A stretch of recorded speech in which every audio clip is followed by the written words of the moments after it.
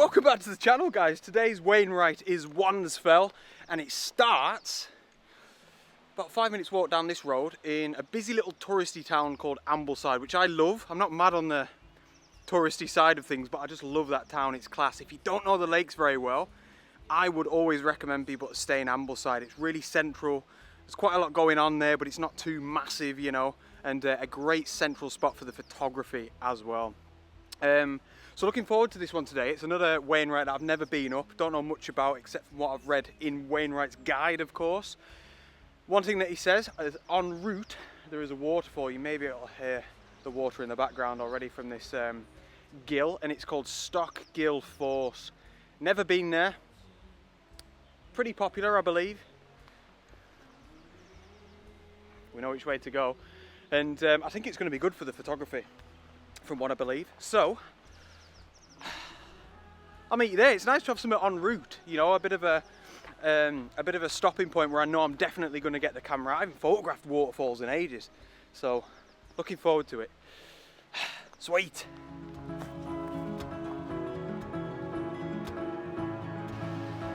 So here's a reminder to look at life that's pouring into you.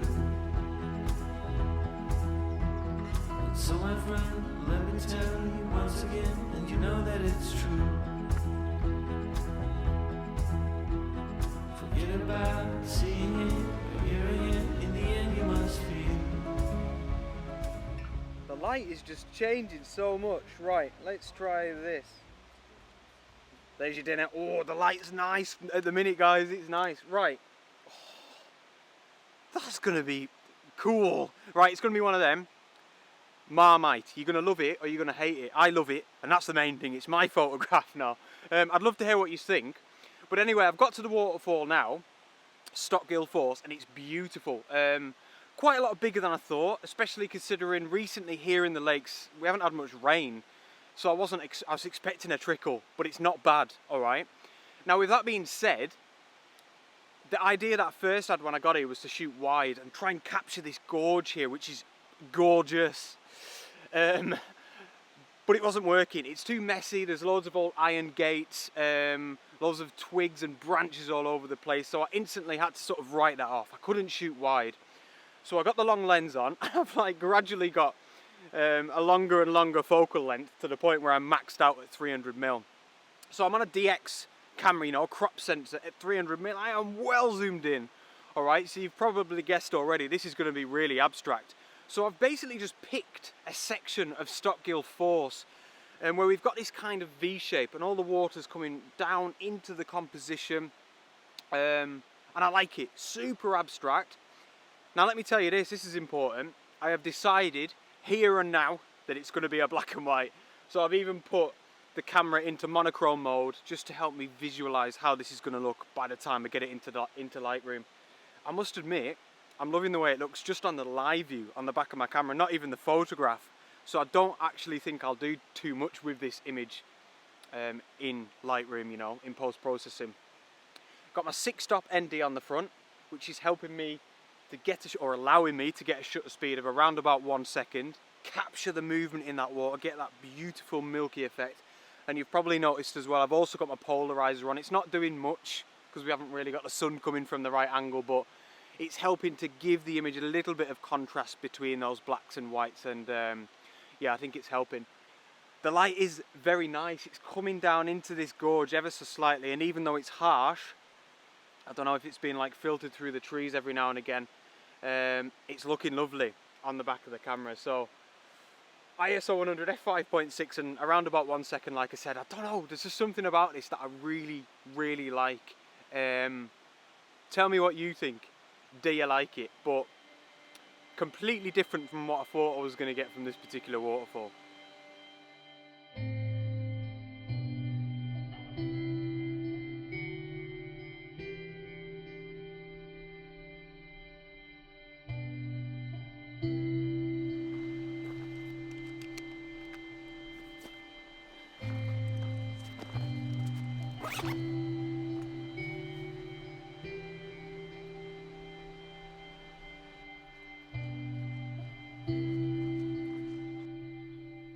So I'll tell you who's out to play. Not in full force just yet, but it's fairly warm, alright? It must be about 13 degrees today. Mind you, that's red hot when you're out hiking, by our standards here in the lakes at least. The midges, they're out to play. Just subtle, you know, just get the odd bite now and again. But it's just a nice, I always kind of forget about them over winter. You just forget about bugs and all that stuff. And yeah, they're lingering a little bit in the swampy, marshy areas. The midges, man. So, hope you like the waterfall shot. We've come out of that woodland now, which was beautiful. That's going to be class in spring. Bluebells, daffodils, wild garlic. That's going to be mega. But yeah, it's opened out a little bit. The fell's up in that direction somewhere. I do think we go through another woodland and then we're going to start ascending. It says in the Wainwright guide that it's very steep at the beginning. And I think it's going to be quite steep most of the way up, but not too long. Remains to be seen. But I'm looking forward to it, and I'm looking forward to the vistas. Oh my goodness, they're amazing already. We're getting some gorgeous views back towards like the Scarfell range. I can see the Langdale Pikes. Oh, it's going to be another good one, guys. My expectations are always really low, especially when I'm kind of round Ambleside and that. And I don't know why. The Wainwrights are teaching me so much. Wow, it looks quite epic. Sweet, let's crack on.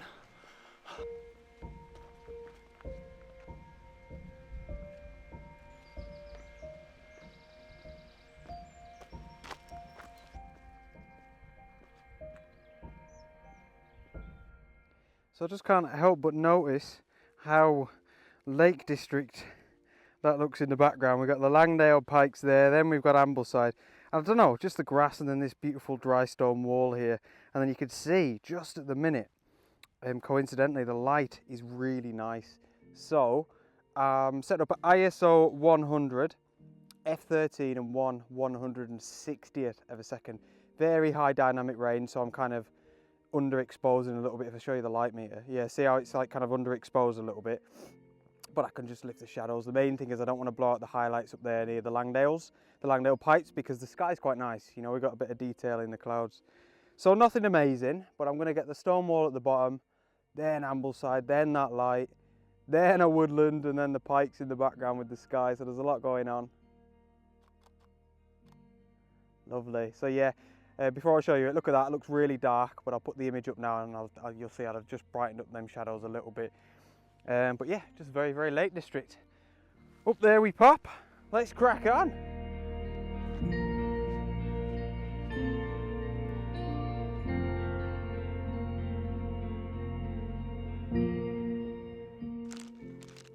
Is there anybody out there? There we go, it's focused. What a crisp, right? But without the salt. Is there anyone? Alright? I love plain crisps. Not ready salted. Ready salted are alright. Plain. Alright, so take the salt sachet out. Where is it? Take the salt sachet out. Chuck it in the bin. You know, don't chuck it on the floor on the side of the floor. I'll put it in my bag and I'll put it in the bin when I get down. Hang on. Yeah, love them. Anyway, I wanted to stop briefly, just for a bit of an update. It's fairly steep, but we've got this kind of paved path, which is lovely. And bit of a cliche, I've said this a couple of times on the Wainwrights, but it's just getting better and better with every step. We're starting to get views back down towards Rydal Water and Grasmere.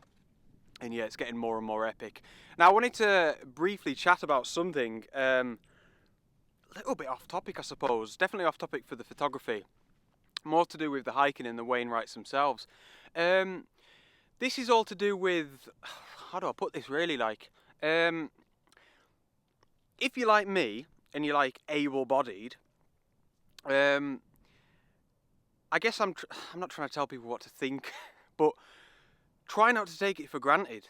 And this is only something I've been thinking about recently. I've chatted with a friend, you know, we went on a hike recently, and it just got me thinking, like, I'm so lucky, you know, and so many of us are, just in the fact that we can go up Wansfell. Never mind contemplating going up 214 Wainwrights. There are people out there, probably, you know, some of yous watching, that couldn't even dream of going up, you know, Wansfell, halfway up even, not even the first step. And a lot of the time recently, I've just been stopping, pretty much like I am now, having the old salt and shake and just looking at the vista. You know, that's my reward for getting up here this far. But, you know, actually thinking, some people don't even have that as an option. You know, they can't, for whatever reason, mobility. They may have a disability. Maybe they're not fit enough. They can't even get up here. And, yeah, I guess in a way I'm really happy that I can share my adventures to everybody. But most importantly, to people that may not be able to come up here, you know. And, yeah, just next time you go up a fell, if you're like me, you're able-bodied, just stop and just be grateful for it, like, and actually think what a privilege it is just to be able to actually get up the fell, you know. What a treat. So the light's looking nice. It's supposed to clear completely around about sunset, which is still just over 2 hours. But I'm hoping some of this cloud is still going to linger. Finish these beasts.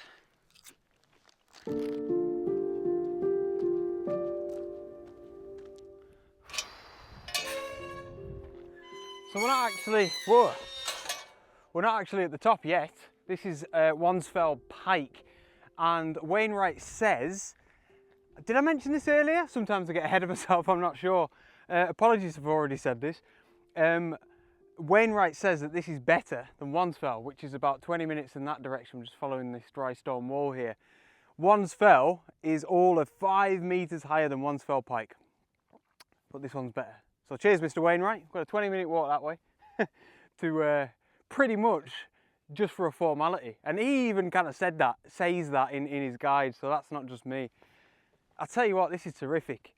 Beautiful views, a little bit more like kind of charming. You know, I mentioned last time that Stone Arthur, which is just over there, was a little bit more charming in comparison to all the fells around Wastwater, but that is a good thing, you know. And this is one thing I'm really noticing about the Wainwrights in general, is each one offers something unique almost, you know. 214 fells, but you always get a slightly different perspective on something, even if you know the area really well, and that is absolutely class. It's like you can almost guarantee you're going to get a mint hike with every single Wainwright, and I love that. One of the defining features of this particular location is the view of Windermere, the lake. It is absolutely gorgeous.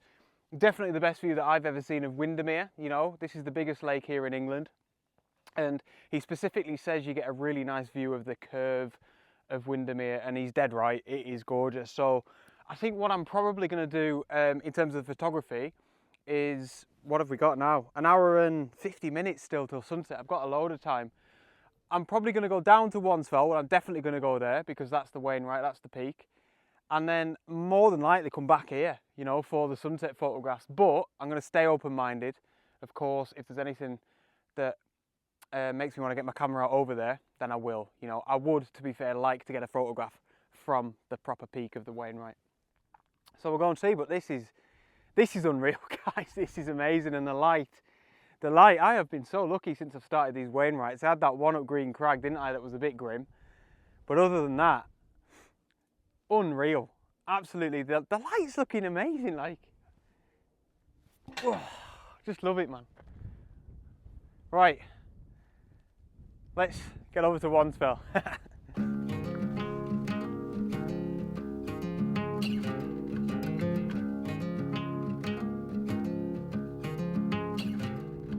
There it is, ladies and gents. Wainwright number 5, Wansfell. A grassy hummock with a small pile of rocks to confirm it. That's what Wainwright says. It's wonderful. I think I thought I was going to be really underwhelmed because of what Wainwright said about Wansfell Pike being more attractive, but I think he just kind of meant like it's a little bit higher here, but it's a bit more of a moorland. You know, it's very extensive, whereas Wansfell Pike, there's a lot more interest where you're actually stood, which is of course great for us photographers for the foreground. With that being said, I'm definitely going to get a shot from here. That's Wansfell Pike that you can see there, that little lump. So I'm going to go back there.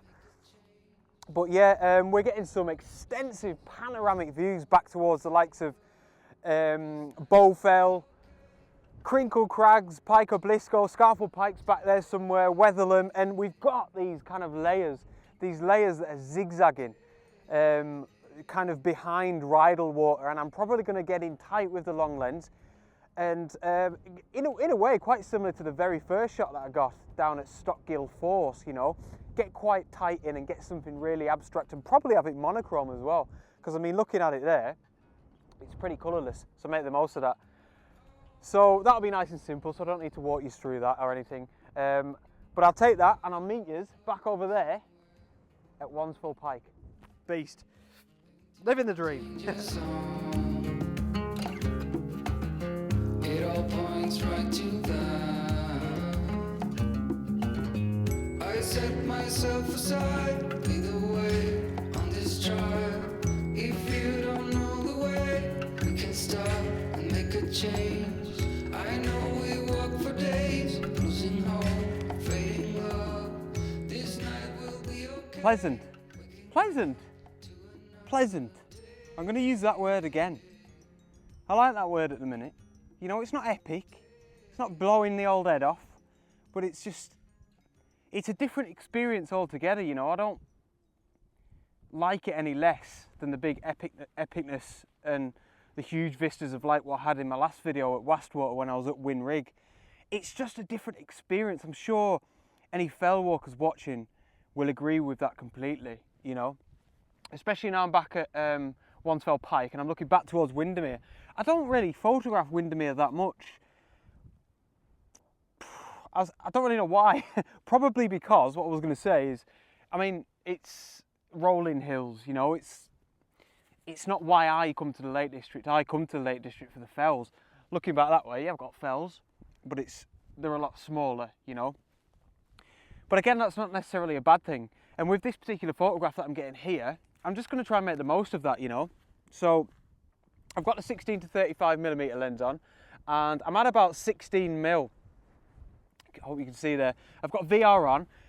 You can see the sun still out. It's still quite bright. I'm getting about 1/50th of a second, so I don't even need to bother with the tripod. And this isn't going to be the most amazing photograph in the world. It's definitely not going to be my best, you know, but it's pleasant, you know. And I do absolutely adore this perspective of Windermere, and as soon as I got up here to Wansfell Pike I thought, yeah, that's the shot I want to get. So that's exactly what I'm doing. So f9, 1/50th and ISO 100, and like so many of my photographs are gonna be, it's just, you know, a nice little rock down here in the foreground, which is Wansfell Pike.